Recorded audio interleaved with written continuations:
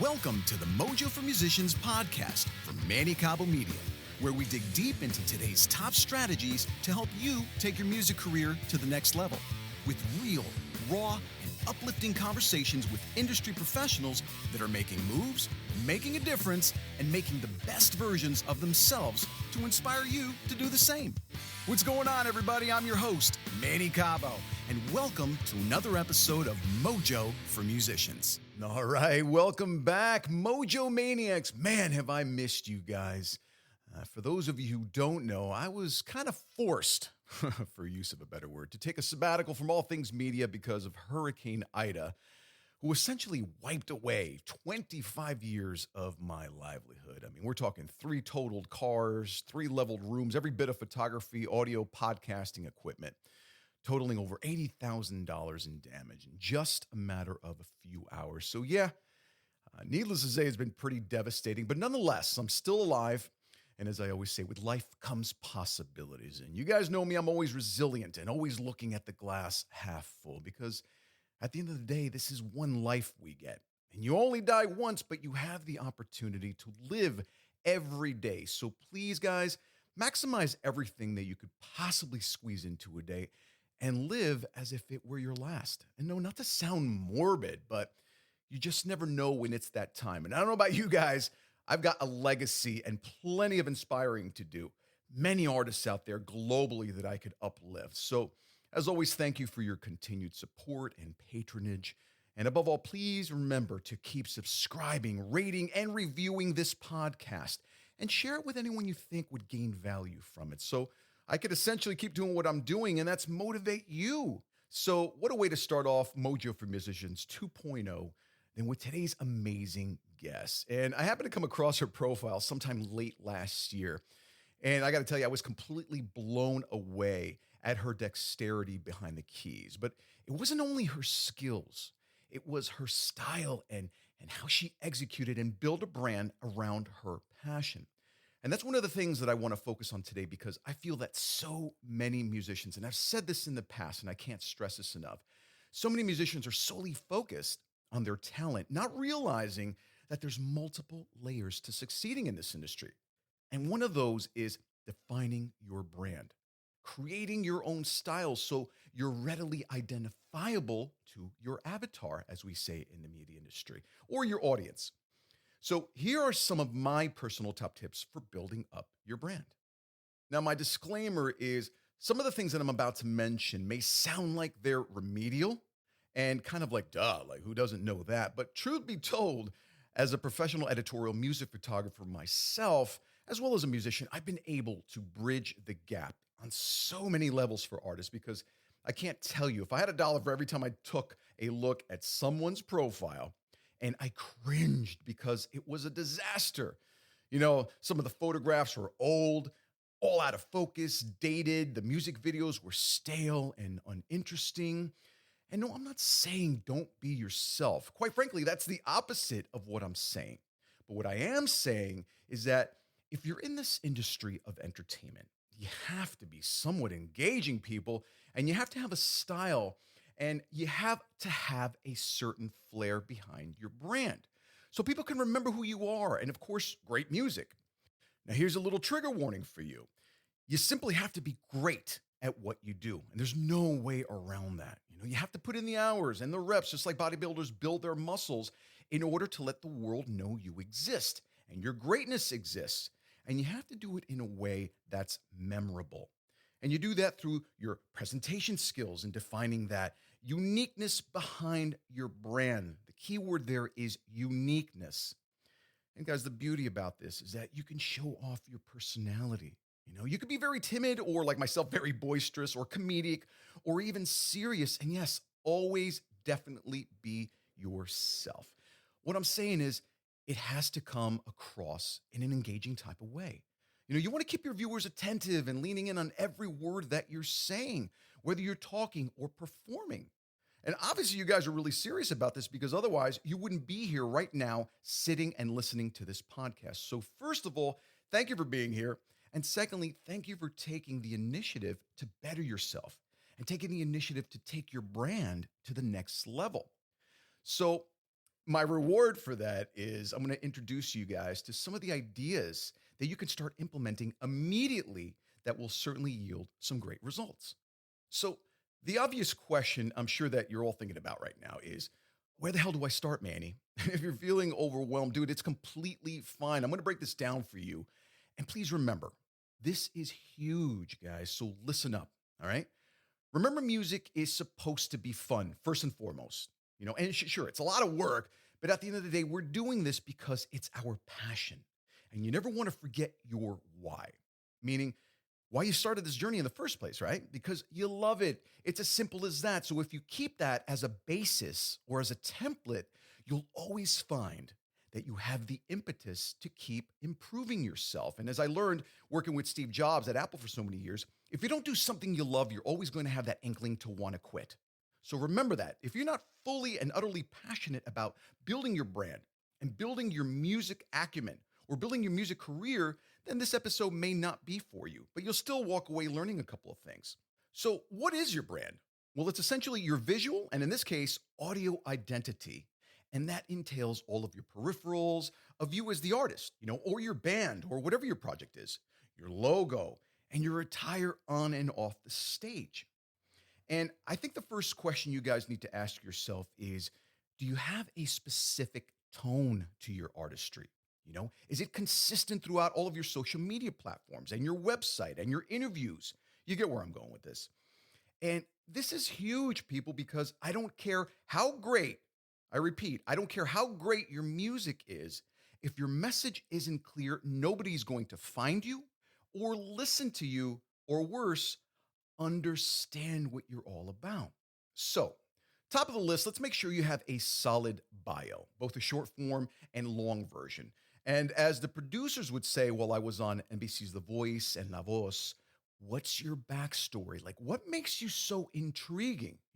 We all have a great story to tell. Believe me, we all do. And you may think that you don't, but you got to search for it and create an angle that would leverage your story that appeals to people. And once you have that, along, of course, with your visuals, and I don't care if it's your album cover or your swag or merch, it has to be consistent. In other words, you really have to channel in on defining your particular message as an artist and clarifying that message until it's crystal clear. Because once you narrow those details down, you'll be able to find the audience that's essentially receptive to you. You want to build that tribe. And the only way to do that is to have a clear, concise message to people that can receive you just as serious as you take yourself. Now, especially in today's market of music, there are a myriad of different styles and so many artists out there that boast about different things. Whether it's political, whether it's toxic narratives, government, fashion, I don't care what it is that you're passionate about. You need to focus on what it is that defines you as an artist, as in the case of our artist today. She's incredibly talented, classically trained, who essentially created a career and brand with her crossover abilities to mash up traditional classic with modern pop sounds. And here's the catch. You guys are like, well, yeah, it's been done before, but she does it in her own way. And I stress that because it's all about being unique. Again, there's that word, unique. What separates you? What makes you different? There's an old adage that says, average artists take or borrow, and great artists steal and make it their own. So think about that for a second. And in all honesty, everything's been done. Yes, I've stated that already. But it's how clever you can be in creating something that is a perfect representation or even an extension of you, and when you find that out, then you've got your brand. Now, here's one very important point that I want you guys to keep in mind with respect to your music, because the inherent message of your musical style will also be displayed in essentially every aspect of your branding. And we're talking right down to the specific font you choose for all your press releases, blog posts, etc. And so many artists don't even think about that. And again, guys, I want to really stress the fact that I do not want you to change who you are. But what I do want you to do is identify your style and cultivate that to the point of making it a brand. And yeah, sure, you might, have to tweak a couple of things, because the fact is I'm not always going to be dressed in quote unquote rock star mode. but I also have my casual side. And there's always a little inkling as to the rock star in me that people look at me, even in sweatpants. Yeah, he's dressed to work out, but there's also something else going on, like a little X factor to everything that I do. It's how you carry yourself in everything that you do. Again, in everything that you do. And in this business, folks, if you're really taking yourself seriously, you have to take your reputation seriously as well. Because your brand is your moneymaker. Your brand is what gets asses in those seats to come and watch you perform. Your brand is what people will buy with respect to your merchandise and will want to support you as an artist, especially if you're trying to make a living at this. Now, if you're listening to this podcast, right, and you're still like, dude, I don't know what the hell my brand is. I just like making music, and I get it. I really, really do. I truly get it. And I know tons of artists that feel that way. Now, let me give you some guidelines that would at least nudge you into the right creative direction that may help you, come up with your brand. If you can answer these questions, then you're on the right track. But please be patient with yourself. What I mean is don't get frustrated because that doesn't help you get anywhere. Again, this is supposed to be fun. All you're trying to do is lean into yourself and allow your branding to reflect your personality. That's it. So, question number one, you could start asking yourself, well, why the hell am I an artist in the first place? Like, why do we even like making music?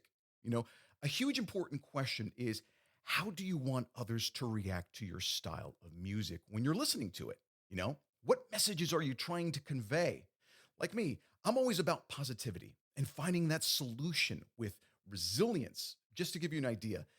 And if you listen to my music, I do that through aggressive, good hard rock, or I could do it through a good ballad or song about awareness, to whatever topics I enjoy singing about. See where I'm going with this? It doesn't always have to be intense. There's multiple ways of telling your story. Now, here's an obvious one that I wish many would learn to embrace. Like, how do you feel when you're writing music? Do you find it to be, I don't know, grueling?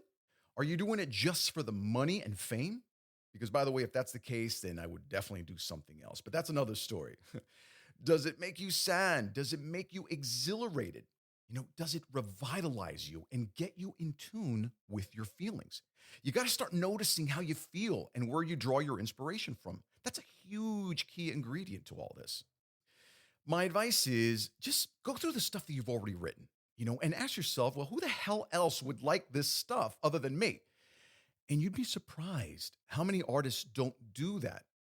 And yeah, perhaps you just create to create, and that's fine. However, the big caveat is if you want to succeed in this industry, then you really have to delve deep on a micro level to make your passion and style clear. Again, I can't stress this enough, clear to your audience, right? And you do that by honestly asking yourself and answering yourself.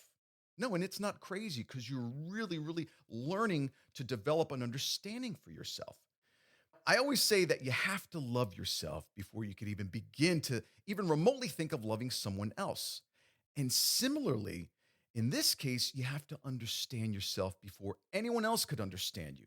Because if you don't get yourself, then how the hell are you going to describe your style or brand to anybody else? It's like you're basically leaving up to chance, right? And open interpretations.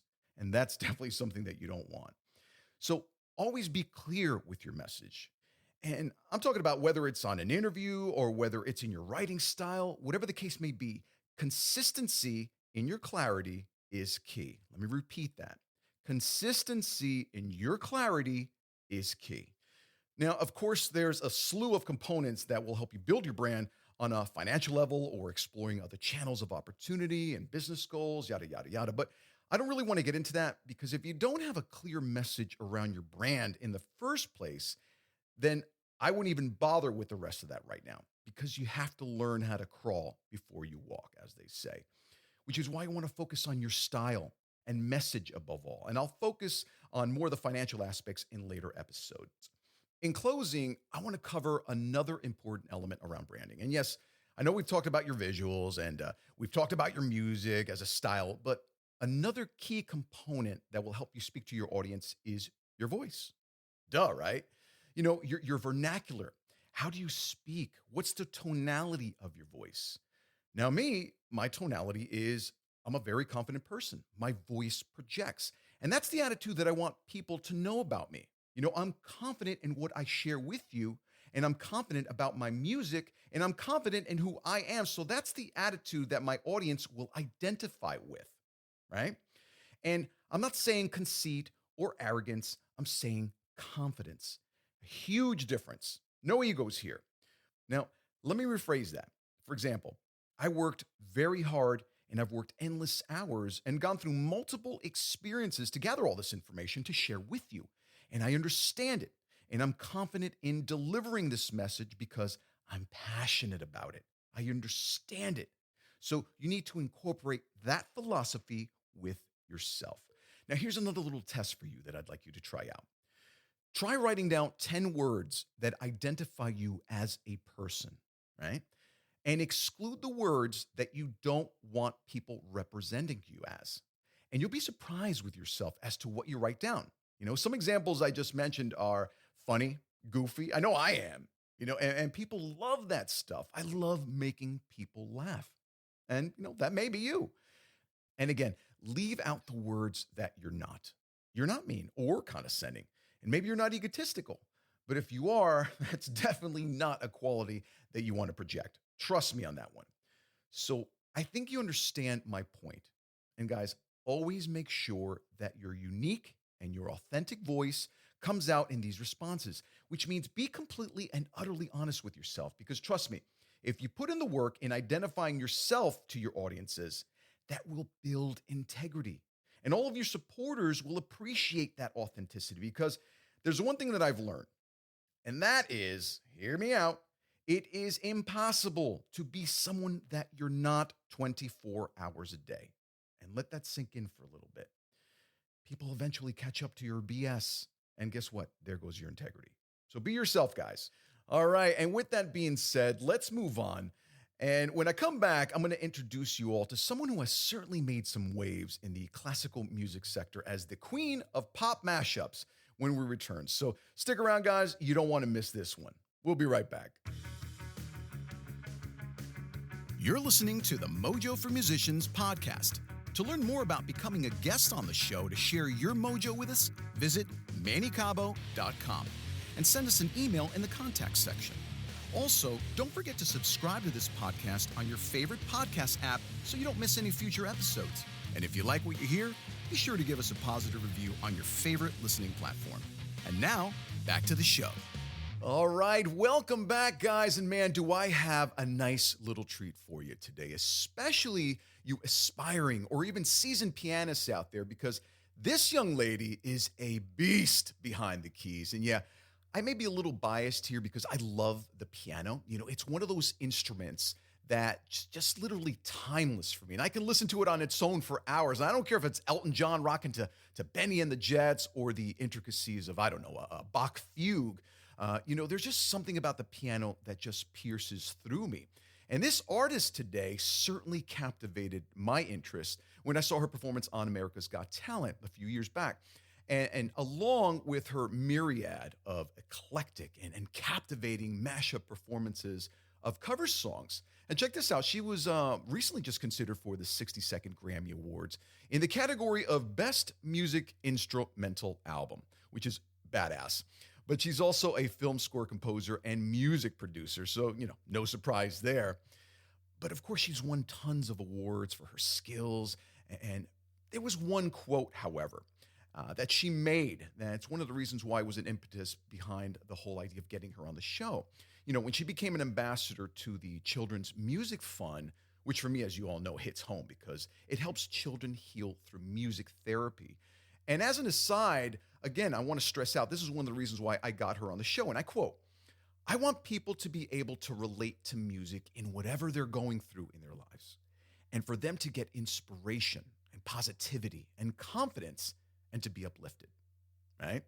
Now, you guys know me about positivity and elevating future rock stars. I'm all about it. So without further ado, let's welcome to the show what I call her the Malaysian queen of keys, Jolynn J. Chin. How are you, Jolynn? And welcome to Mojo for Musicians. What an honor to have you on the show. Thank you so much, Manny. It's such a pleasure to be here on your show today. And thank you for having me so much. Are you kidding me? I got to tell you, You have one of those profiles that I could just sit for hours scrolling down and just listen to the underscoring music. You laugh, right? But it's true in the background because it's yours, And incidentally, I heard your last composition of, I think it was Hymn for the Weekend. Wow, breathtaking. And then your rendition of Stay is brilliant. And in all honesty, I couldn't have picked a better person for this episode because it's all about branding yourself as an artist and creating and identifying a particular style that your audience would truly relate to and hopefully support you as well, right? So once again, thanks for being on the show. And I just want to dive in with this because I truly want to respect your time because I know it's like, 12 midnight, you're across the way. I think it's already Friday, right? But it's Exactly. right. But yeah, thank you so much for your kind words. No, absolutely. I mean, that's an understatement, but this is such a juicy topic. And I want to make sure I maximize your responses just to educate my audience as to why you've been so successful with your particular brand. Is that cool with you?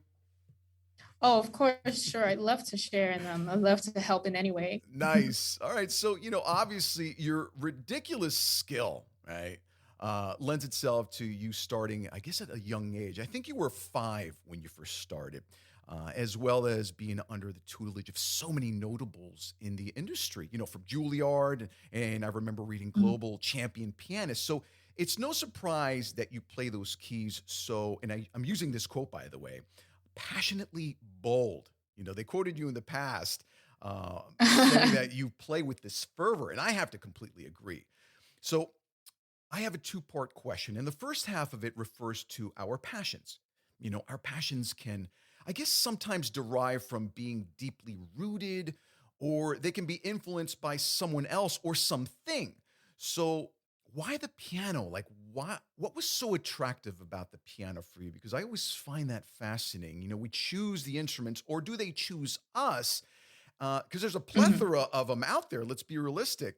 And I know the piano gets a bad rap with kids for some reason with respect to practicing and rudiments and Oh so on and so yeah. forth. At least that's what I remember when I was growing up with friends of mine that took up the piano, but or were forced for that matter. So, A, what was the element of appeal for you? And second, the second part to that Mhm. question, which is, what would you tell your 5-year-old self to do differently at your age? Now, with what you've accomplished thus far, we all know hindsight, everything is 2020, but is there anything you would have done differently or added in your arsenal or curriculum early on in your stage of the career? Oh, wow. I love these two questions so much. Actually, I just have so much to share, so I'm really happy that That's I get to good. answer these two questions. Because these are the Um, things that s- that we all want to know. I know you're amazing. I know you're talented, but it has to stem from somewhere. So please indulge us. mhm. Um, well, the first thing, your first question about what appealed to me in the first place. Well, you're not going to believe it. And when I mention this, usually a lot of people don't believe it. But I started playing piano at the age of 5, and that's basically such a young age, to sort of make your own decisions, and you kind of Sure. you basically don't know what you're getting into. And so that was basically my parents' decision to send me to piano lessons. Well, music lessons in the first place, where there are a bunch of kids in a music group like setting, and you dance and you sort of get exposed to music and just vibe with it. And that's my first encounter with music at that age. And then I think a couple months later, and that should made me at 6. By that time, the teacher in charge of that music lesson for kids basically asked my mom if, they would be interested in having me start the piano. And well, of course, naturally, they said yes. And that was how I started, getting used to this interesting instrument that's black and white. And when I started playing the piano, I was just kind of, I was really into the curiosity of how each of those keys, when, played together, created something that could change. colors in terms of mood. It's just basically the same thing as to, what we know today in the music industry and music education as, tone colors and chord progressions and stuff. So I was really intrigued at how, like these chords work. And because most of the time when I went to piano lessons, I was forced to, kind of take the traditional route of playing prepared pieces for exams. And then you basically get graded of these exams, and then you go to the next grade forwards and stuff like that, which is kind of boring. And of course, it's traditional. And that's basically well, that's why I mentioned that, because a lot of my friends would be like, dude, this sucks. It's so boring. And their fingers were hurting. So that's why I had to really poke at you. Like, why? I mean, it's a really long trajectory of a lot of hours. But anyway, go ahead. Yeah. And that basically led to my point in which I wanted to share with you, because it came to one point, I think when I was at 9 years old, where I went to my mom. And basically I was like, hey, this is not going anywhere. Maybe it does, because I was forced, to take the exams and practice. And naturally I got scored with distinction on my scores and stuff like that. I mean, that side of things, they're working out for sure. But for me personally, I was like, hey, my interest's kind of going down the rabbit hole. It's not going anywhere. And so I actually wanted to quit playing the piano at 9 years old. And then suddenly my mom was kind of like, oh, how about we try it for another year? We'll see how it goes and stuff like that. Or how about we try another teacher and stuff like that. And then I was kind of like, well, I didn't have a choice. So I had to continue that. But thankfully I did. Usually at that age, we don't. I know, I get it. And thankfully I did continue, because along that path and around that age was when I discovered crossover instrumentalists, such as the crossover pianist Maxime, and also the famous crossover violinist Vanessa May at that time. And I was like, when I first picked up their CDs, and, we didn't have Spotify at that time or whatsoever. And it was always just like CDs when you buy at the store and stuff. So my mom actually came across Vanessa May and Maxime's CDs, and she just bought them for me. And I remember when I came home from school one day, she was kind of like, hey, I thought, you might like these, go give them a try. And if you could remember, Manny, like we were using those CD Walkman players where you can basically bump them in. And first of all, I got to cut you off, because I think I got 20 years on you. We didn't have any. We barely had magazines, so I don't even want to hear you complain with technology. But I do. I get it. Yeah, it was totally, the thing at that time. And when I was playing it, I was kind of like, hey, I know this piece. And because, Maxime and Vanessa May would basically take, I don't know, the Flight of the Bumblebee, things from Beethoven and Vivaldi and stuff. And they just add like techno into it. And I was fascinated. Like at 9 years old, I was mind blown and fascinated. I was like, hey, I played this for my exams, but this is so much cooler. And then that's where it all began. Exactly. I was just so fascinated, and that got me into like a fire of passion. Like I don't know what it was, but from then on, it was kind of like an everyday thing. And the only thing I would look forward to when I was in school is to basically come home and just listen to these, CDs. And I also could remember going to the computer and just looking up Vanessa May or Maxime and stuff like that, and finding their other songs, their other CDs, and all of that stuff, and even interviews and videos. I was obsessed, and that slowly got to me in a sense where I basically have to do this for my whole life, because this is what I want to do. This is what I want to create. That's awesome.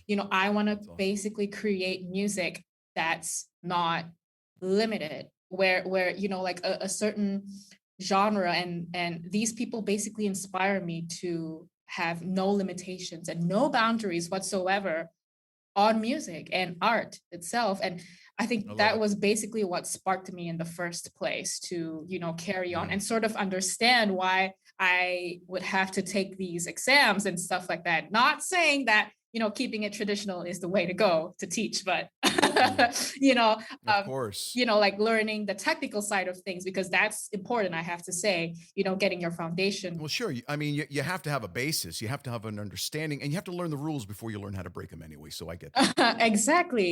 You have to learn the rules first before you know how to break them, and break them with, that glamorous side of things. It's just like how you're kind of breaking rules at the moment, as people would call it, when I take Toccata and Fugue in D minor, and made it Toccata, my first debut single, and kind of breaking the rules and Mm. adding a 5/4 swing into it, crazy stuff.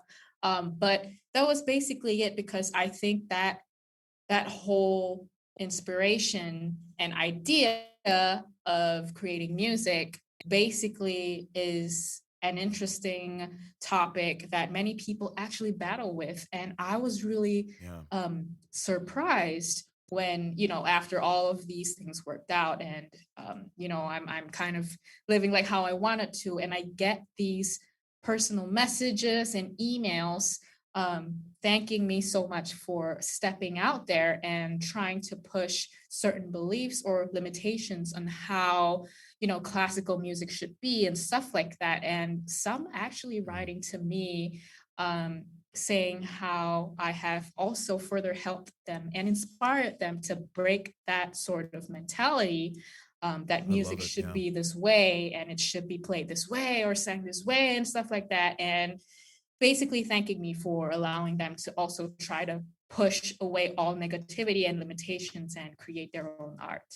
So basically that was what appealed to me. It was definitely not just the piano itself or, traditional exams, but that whole Right. inspiration I got from the Well, idea. well, first of all, on behalf of myself, and I'm sure my audience will attest to this, thank you, Mom, for the magazine CDs. That's all I got to say. So that was definitely the turning point, as I see. But yeah, go ahead, continue. I love this. Oh yeah, basically, that was what changed the whole thing, and actually what saved me, from, quitting piano completely. It was that idea Mm.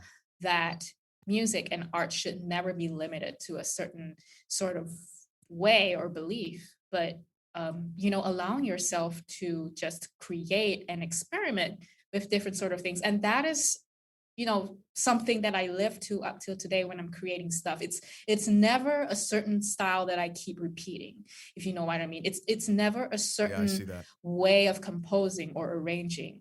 Every single time I create something new, every single time I create a new arrangement of, let's say, for example, say, like what you were talking about, or Hymn for the Weekend by Coldplay, it's always a new discovery for me. It's always something like, well, how do I want to carry this song?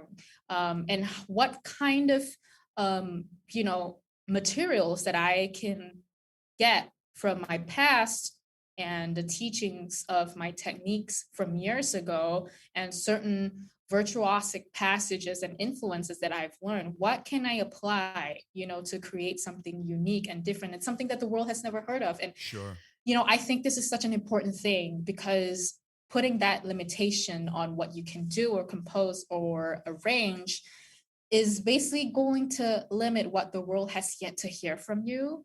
Um, and, just trying to put stuff out there, it can be something that's not up to standard, as you call it, or you might think it's bad, but you're getting your stuff out there. And the only way to Right. also progress from it is also when you just keep putting yourself out there, putting your creations out there, and you're going to sort of get some feedback, like some people may like it, some people may not like it, but all in all, those comments are going to shape you into, the artist and the music that you create one day or another. And then, you basically keep finding your style more and more from there. And yeah. No, I love that. And you know what? Hold on to that thought, because that's actually relevant to question number two. But before I get into that, definitely, the second part of that question, which is the next important thing that I want to hear from you is, what you would have done differently. Again, hold that thought because you're talking about some juicy material that completely correlates to the next question. So don't lose that. But I definitely want to Okay. know what you would do differently because I find that pretty fascinating and I get a multitude of different answers.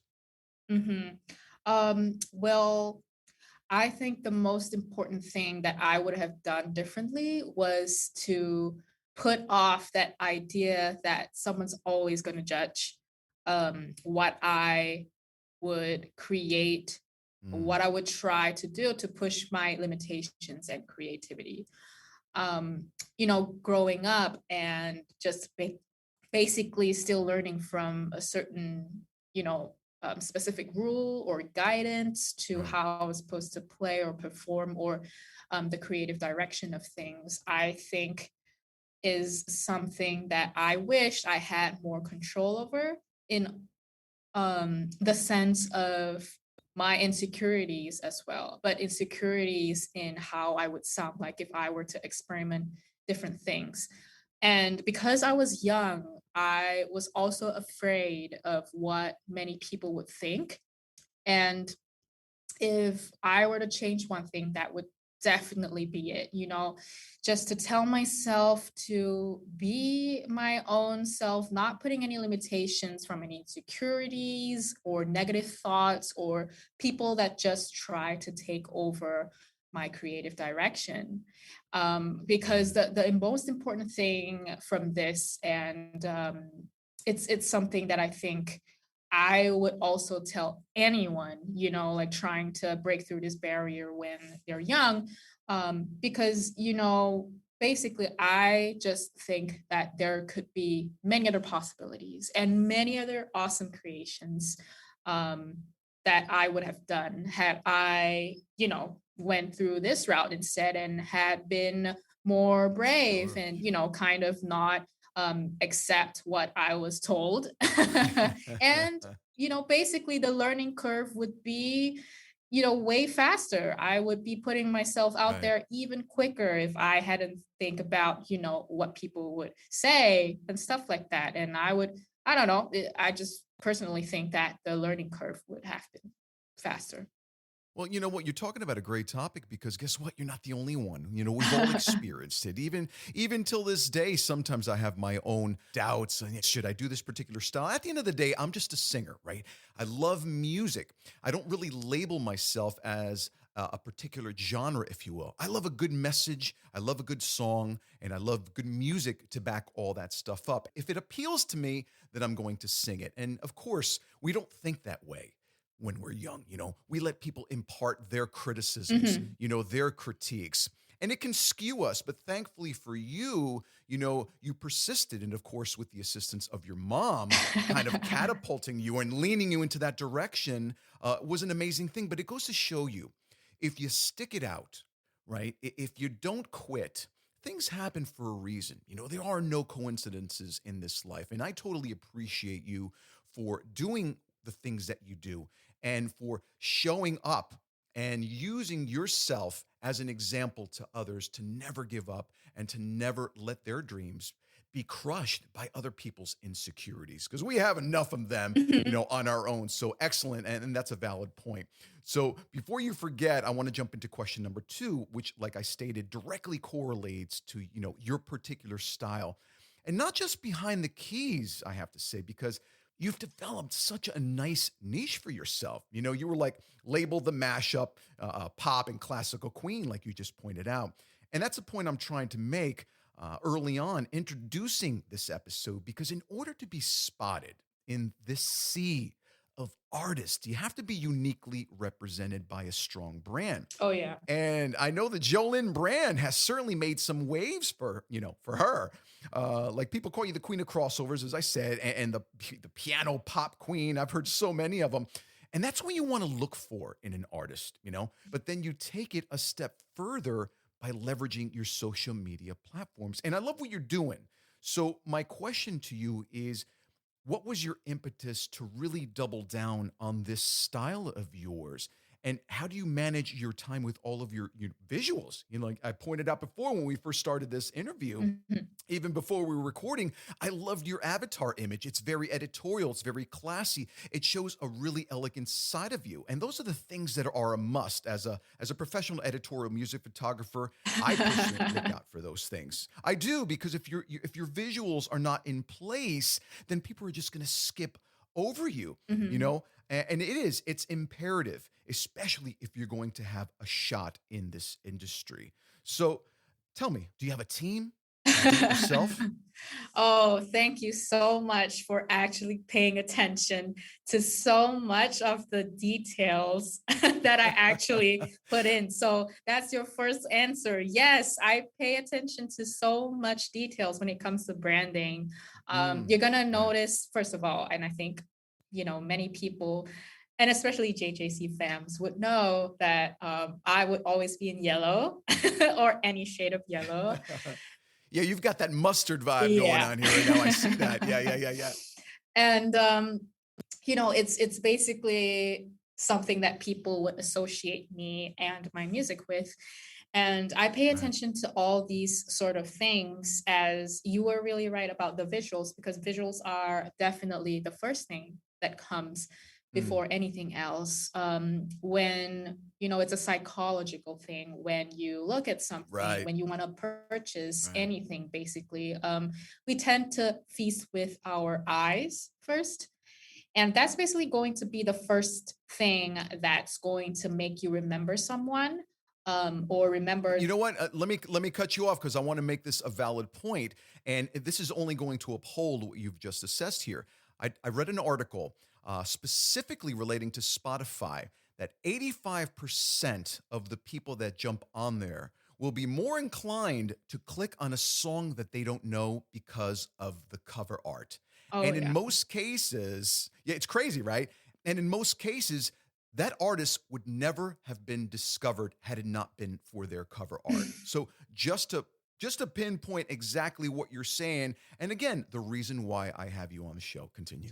Oh, yeah, I totally agree with that. And oh no, man, yeah, I think you've basically found out about one of my secrets and my marketing secrets, which is I'm sorry. I'm sorry. no, I'm I happy blew to up your share. spot.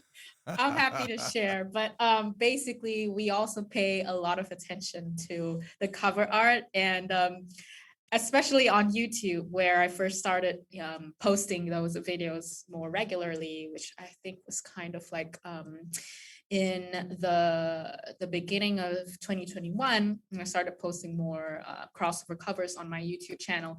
All of those thumbnails are specifically and specially made before posting or uploading any videos.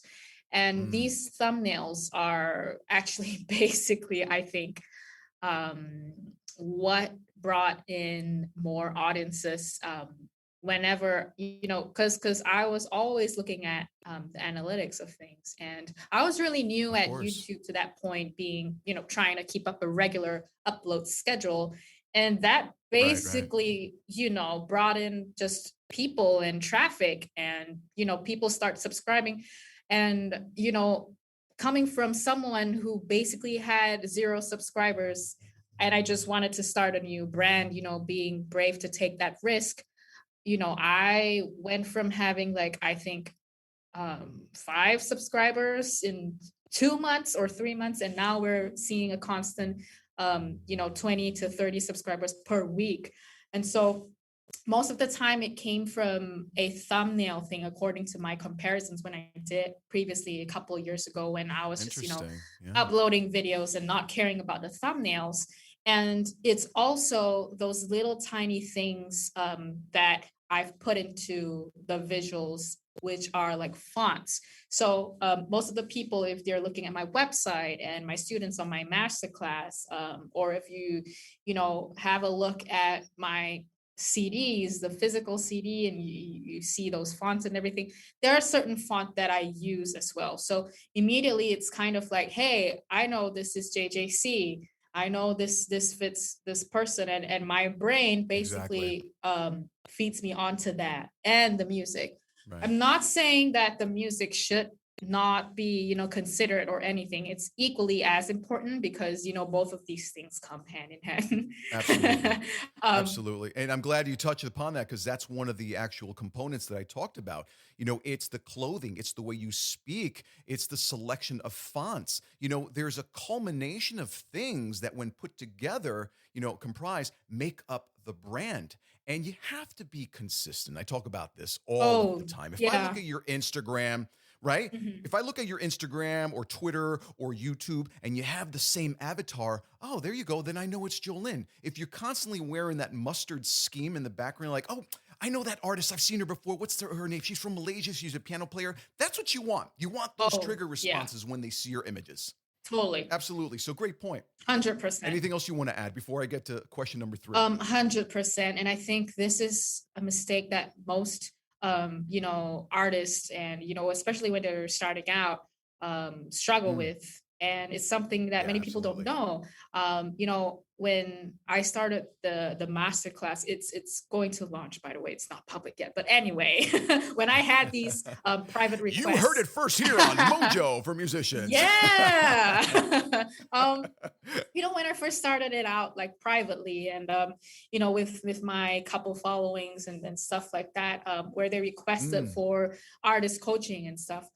The first thing that I've noticed, and it's a really common issue, is yeah. the inability to establish online presence. And what I mean by online presence, and it's a subject that we push a lot in my masterclass, which is basically Excellent. creating that online situational thing where you need people and you have an aim for every single person to associate you to something that's remembered in people's minds forever. So that I love comes it. down I love to it. your avatar that you were talking about. If you were to have a certain picture on your Facebook, but that's basically okay. Well, if you are a super crazy guitarist that can play, I don't know, like two fretboards at one time, I don't know, something like that. But if you're going to, such great talent, but if you're going to stick to a picture of just you and your face on a certain thing on Facebook, which is not wrong. Or worse, they're out of focus and faded and old and blurry, Oh, okay. and it doesn't even look like you. Yeah, those are like the worst scenarios. But like, Yeah. which is nothing wrong if you were to have a headshot of yourself on Facebook, but keep it the same. And as I'm speaking now, I'm actually using that kind of cropped up profile picture across all of my socials at the moment. After a breath of new change from the mustard ones, but having that, you have to definitely make sure that that is the branding that you want to stick to. If it so happens that your Instagram and it's doing great, you have a profile picture of you with those, guitars with two fretboards or something, because that's what you do and that's your brand. Sure. But you're gonna go to maybe, I don't know, like a picture of your face smiling on Facebook and YouTube. It's all over the place. You need to come down and think so much of your brand. What is something that is basically going to be your baby? Your brand is your baby. You need to definitely keep that Right. consistency and take care of it like it's your personal sort of Sure. business and stuff like that. I mean, I don't Well, want to. well, it's a direct extension of who you are as an artist, Exactly. And I hate to associate art and craft to business, but what I was saying is basically something like if an entrepreneur was to basically come up with his own company and that's his baby, that's his business. You know what I mean? And they obviously, when you Of start up a course. company, you obviously think about what it's going to look like, because at the end of the day, you are the product. Your music, your merch, your style, whoever you are, is the There product you of go. your own company. So, like having Absolutely. to think about it that way, that's a common thing that I think, most artists who are struggling with branding and they totally forget about it, have to basically think of. And that's going to be a game changer. Well, it's very refreshing that you just mentioned all this because you tied up everything that I mentioned prior to this actual interview. And you're spot on with everything. And you do. You have to treat your music like a business. It's your mission statement. Everything that you do is an extension of who you are. People are going to fall in love with the brand, and the brand Hmm. is you. But I know in honoring your time again, I want to jump into quickly question number 3, because this is another one, but this one has to do with your worldly background, in Malaysia, because that's where it all started, and you Yeah. guys have the best, you really do. You have the best of all worlds out there, from, beautiful beaches and rainforests, and a culmination of rich Chinese, Indian, European cultures and influences. And I'm sure that it's influenced your playing as well and expanded at least your musical palette, because I know for me, and my Latin background, it's exposed me to a totally different Mhm. world of instrumentation. And it has certainly helped me become a better singer, producer, you name it for that matter. So, my question is, living where you are most of the time, you're not always in New York or in Los Angeles or Mhm. in Nashville, where music is like first language, unless you're a nomad bouncing from place to place. Uh, has that created a challenge for you? And also, more importantly, as a female, with the toxic narratives of inequality reverberating on a global scale, like, have you found any challenges that have either been in your favor or against you? And what piece of advice would you give to other females pursuing a similar career to that of yours? Well, I think that, living in Malaysia and growing up in Malaysia, it's an awesome thing in terms of what I'm doing. And it leads exactly to your point that you mentioned about the cross cultural experience in Right. Malaysia. And most importantly, I actually was born and I have, grew up in the east side of Malaysia, which is the Borneo Islands. And oh, it's just so rich in culture, and you basically have 12 or 13 or more different tribes um, in a certain other race, like basically Yeah. seeing the common ones like the Chinese, the Malays, the Indians, and Hmm. stuff like that. Also Europeans and Right. Eurasians that have grown up in Malaysia. But there are also the tribes that most people don't really know about, and they're so rich in culture with their traditional instruments and their cultural music and stuff. Oh, I can only imagine. And that's one of the reasons why I had to mention it, because you are surrounded by culture out there, and evidenced by your playing. It had to have at least impacted your playing style on multiple Mhm. levels. Because the fact about living in this cross-cultural thing, it basically pushes you, and most often we would definitely have to learn how to play these different folk songs from different cultures, Mm, different tribes, and stuff like sure, that sure. growing up. So, pushing yourself, and that was what I had to deal with. I was being pushed to learn the different styles of things, the different interpretations of music according to different cultures and stuff like that, which is really interesting. And that's basically what caused most of these influences that I have right now, and having the ability and sort of like this automatic thing that goes in my mind when I'm thinking about crossing over certain pieces of genre and music. I think that played such a big role. And then growing up, when I was about 19 years old, I wanted to see the world more frequently. And that was when I started living in a more nomad life, where I would spend a couple months in a certain country. And then, once the visa's up, you go to the next country. Yeah, the expiration date is creeping up on you. I get it. And that's just amazing because you basically get to experience a culture from a totally different country. And Sure, I love sure. those kinds of stuff. When we did the track Tanta Ungara from my album Beyond Classical, we shot the music video in Indonesia. I mean, although it's pretty close to where we are, but their culture is just so different from what we practice. Their music is different, and getting to see and explore the country itself and certain areas and mountains and stuff that are Right. just completely different just basically opens my mind and opens so much possibilities. And when we shot that music video there, I was like, we got to do this more often, going to like different kind of places in LA and stuff where we film like different music videos. It just Sure. gives a whole different vibe, and that's basically what I live on, and what I've experienced so far. And that's basically also the fuel that I get, every now and then, as to prevent, these kinds of creator's block, or Sure. stuff that basically blocks whenever I'm trying to write, because I basically get fuel and inspiration as I keep traveling and learning from different cultures, different countries, and different places. Of course. And what was the last question? I No, forgot. it's more from a gender perspective. Have you encountered any type of, toxic narratives of inequality, because, it's reverberating all over the world now. Any challenges that have been in your favor or, have worked against you? And what piece of advice do you have for other females pursuing, the similarities of what you're doing as an artist, as a brand, as a pianist, whatever the case may be? Oh, I think I have It's experienced a loaded way too many question, I know, times. but this is the last question. We could tie this up and end the interview, but this is something that's very important.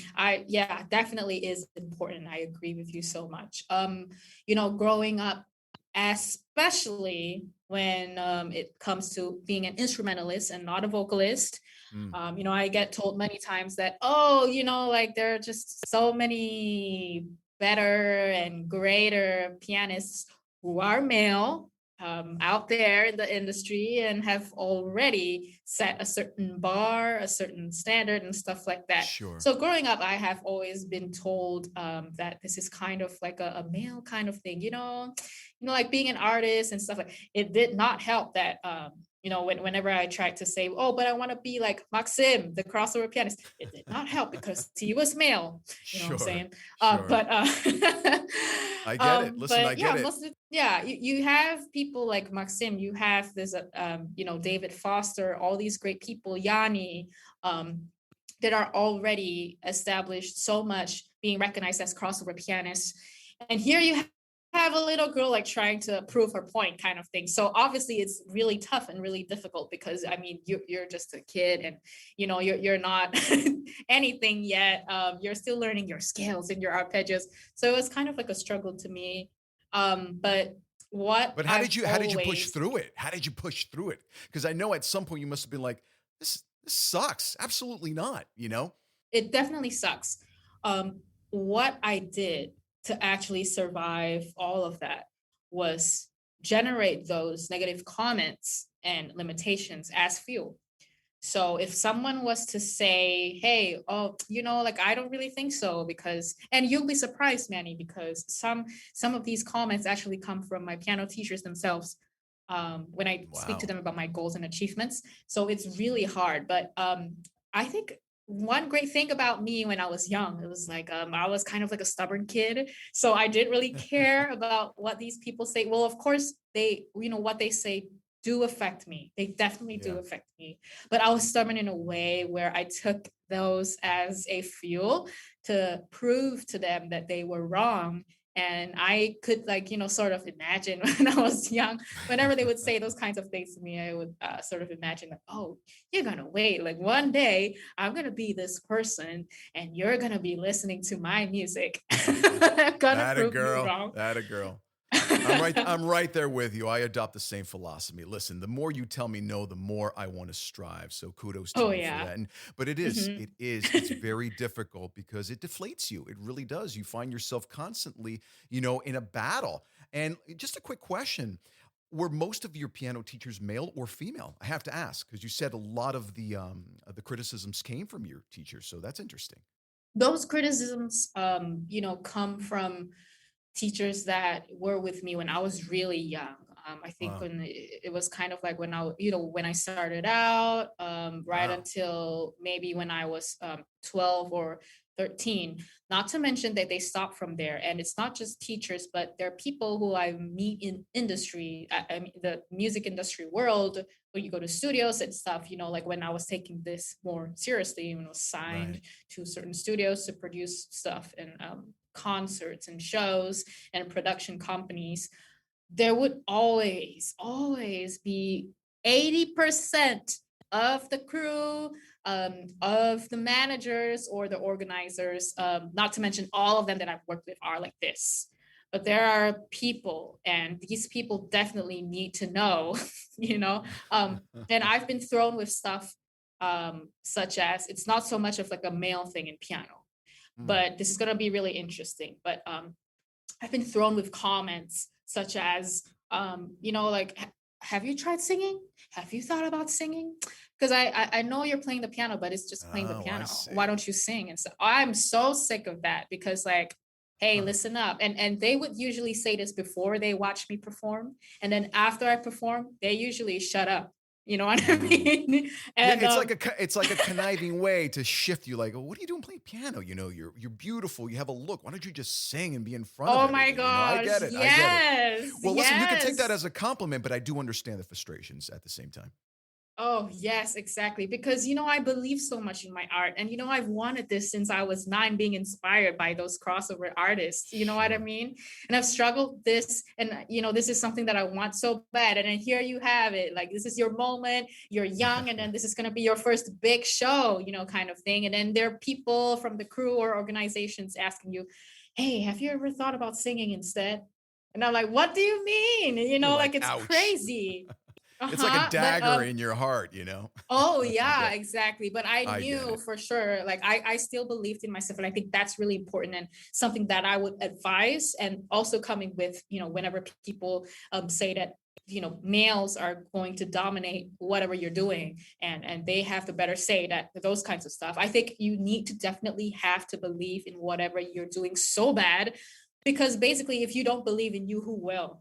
And I love this quote so much, I love it. because that Yeah. was basically what carried me on, because I knew, and like I mentioned to you, right? They said those stuff to me before I performed. And It's like you were an and underdog before you even started. I feel you because I felt the same way. I'm not a female, but I've always felt like the underdog, even, before I was born, because the doctor said this kid shouldn't be born. So believe me, I uh, get it, just on a totally different level. But it's so refreshing to hear you say that. And again, kudos to you for just digging deep and keep showing up and keep believing in yourself. Because I know it's a daunting task when you're surrounded by the doubt and the criticisms and the insecurities of others. So yeah, absolutely, I can completely and utterly relate to what mhm, you've been through. Yeah, yeah, exactly. Because when you believe in yourself, and when I did that, I was sort of telling myself, hey, it doesn't matter what they say. And I actually had no kind of doubt whenever they said that to me, because I was just like, I remember specifically right, answering and replying to them, you know, um, no, I play piano. And I believe that right, my playing on the piano is great enough, and it's fantastic, and it's epic enough. And then I absolutely, just walked absolutely. away, and then boom, like I do my thing, and then they keep quiet. So that kind of proves that, the belief in myself was right. Yeah, absolutely. But one thing you got to, well, I want to point out is this: it's sometimes, and hear me out. This is for all the people listening too. Sometimes people will tell you exactly what you need to hear for you to thrive, and you know exactly where I'm coming from. It's the Mhm. doubt that has always fueled me. But without any further ado, we've come to the end of the interview, unfortunately and sadly enough.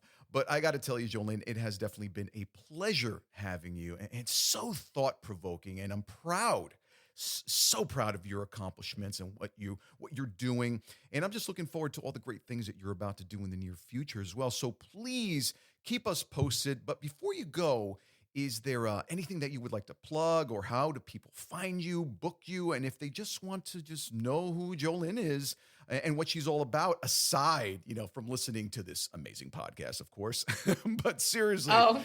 like, how do they stay in touch with you, Jolynn? Thank you. Well, basically, you can just search me up on Google, and that will basically give you all of the links to the socials and stuff. It's JOLYNN space J space CHIN, and that's on Google. And if you're not a Google person and you're lazy to type that thing in, just go right into your socials: Twitter, Facebook, YouTube, Instagram, all of that stuff. And that's also the same thing. That's my artist name.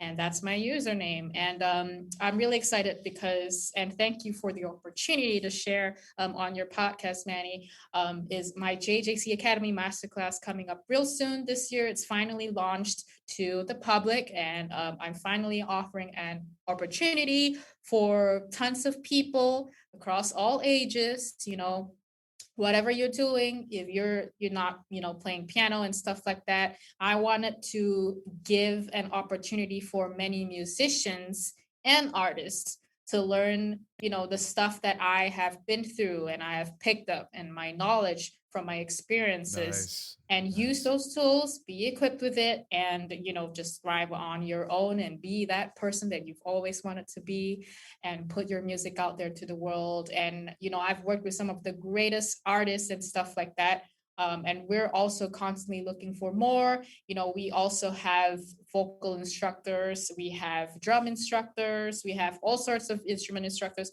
I'm currently working towards having a space where anyone who wants to learn something can, and it doesn't matter where you are. And besides that, also coming up with my second album, in which I will be producing myself. All right. This is actually the first time I'll be producing my own album. So that's really interesting for me.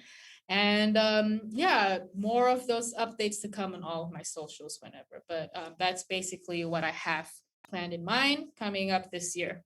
Awesome. Well, listen, you've been a blast. And again, stay in touch. And we certainly have to do this again sometime. Hey, maybe when you get your first Grammy. I don't know, but thank you so much. I'd love to. Thank you so much. You've been great. Thank you so much for having me. Absolutely. Thank you. It's been a blast. We'll talk soon. Talk to you soon. Bye.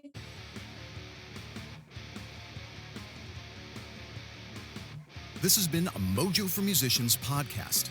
If you're a musician, producer, engineer, or any other industry professional wanting to share your mojo and stories of success with our listeners, or just want to share some feedback on today's episode, we'd love to hear from you. So just send us an email at info@mannycabo.com. Thanks for listening.